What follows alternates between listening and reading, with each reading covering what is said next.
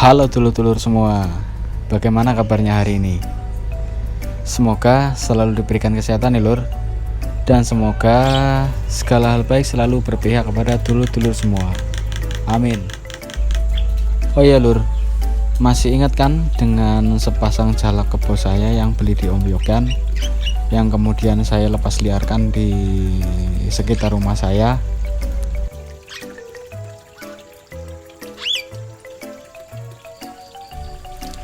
Pada beberapa kesempatan di uploadan video saya sebelumnya, beberapa dulur-dulur atau lebih khususnya viewer saya ada yang mempertanyakan bagaimana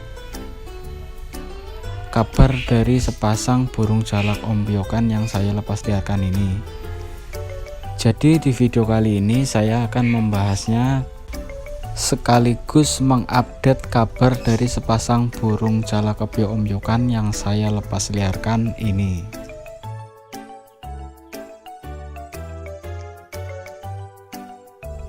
Sungguh pemandangan yang bagus ya lur, ketika masih bisa menjumpai burung jalak berkeliaran di sekitaran rumah, membuat hati terasa tentram dan juga melihat keasrian dan juga alaminya lingkungan ketika masih ada burung yang berkeliaran di sekitaran rumah.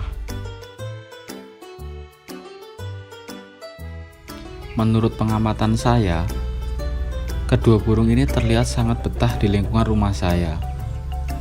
Terbukti, keduanya sempat membuat sarang di kandang atau di box kotak yang tadinya bekas kandang burung di atas kolam.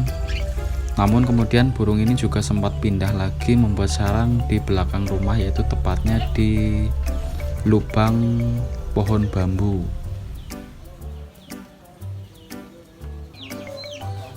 Ya, walaupun saya sudah menyiapkan glodok yang saya tempel di tembok, namun karena mungkin faktor kenyamanan, jadi si burung lebih nyaman untuk menentukan di mana letak sarangnya.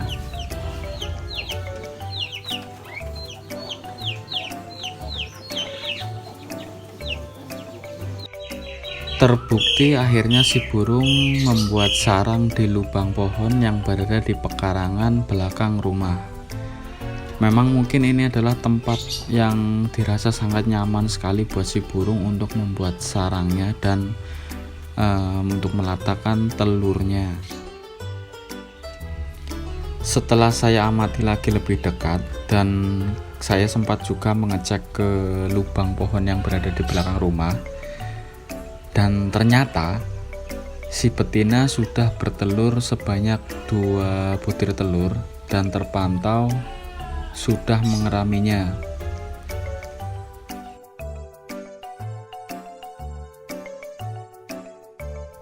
Dengan kata lain, ketika sepasang burung dilepas liarkan dan mau bertelur di sekitar tempat yang mereka lepas liarkan tersebut, otomatis keduanya bisa dikatakan beradaptasi atau sangat betah di lingkungan tersebut, dan keduanya pun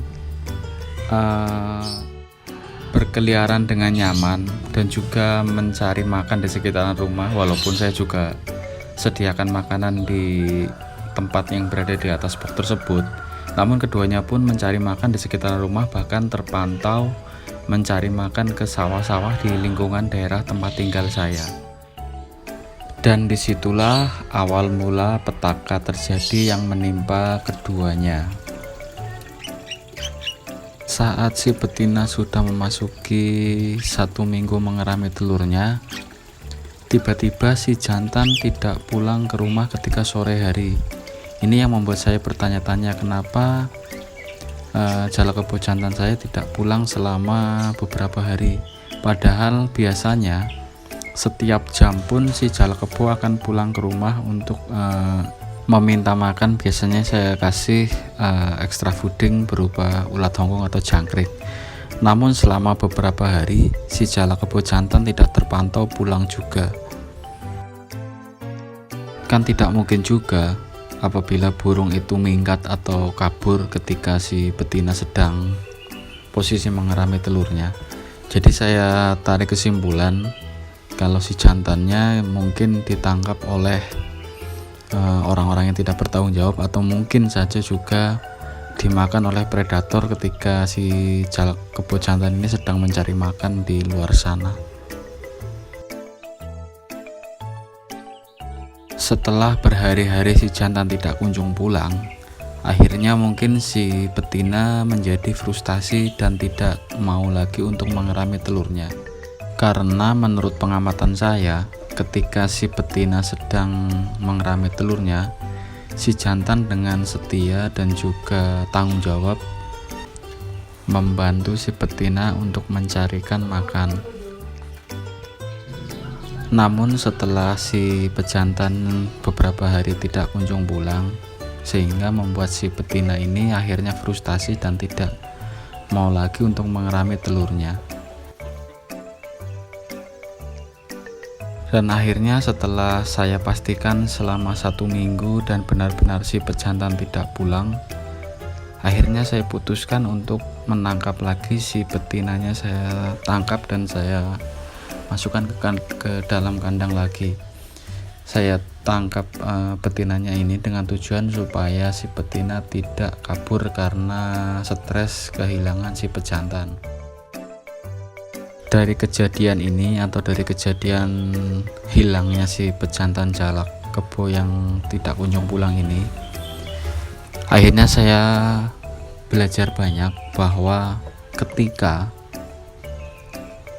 sepasang burung yang sedang posisi mengerami telur atau sedang berkembang biak, salah satunya tertangkap oleh manusia atau orang-orang yang tidak bertanggung jawab, maka dengan kata lain maka akan memutus satu generasi dari reproduksi sepasang burung ini, dan otomatis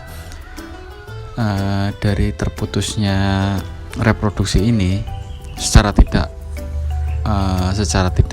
langsung mungkin lama-kelamaan yang akan membuat spesies jenis ini akan mengalami kepunahan karena selalu ditangkap secara masif atau ditangkap berlebihan oleh manusia atau orang-orang yang tidak bertanggung jawab ini.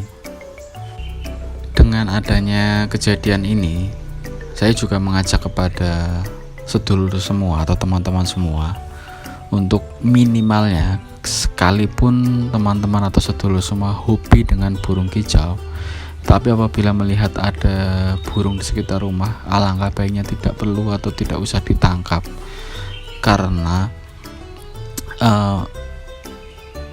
mungkin teman-teman tidak tahu ketika sepasang burung atau burung ini di alamnya tersebut sedang, entah itu sedang mengeram telur atau meloloh anaknya. Jadi alangkah baiknya jangan ditangkap, karena biarkan mereka hidup lestari, hidup dengan semestinya di alam.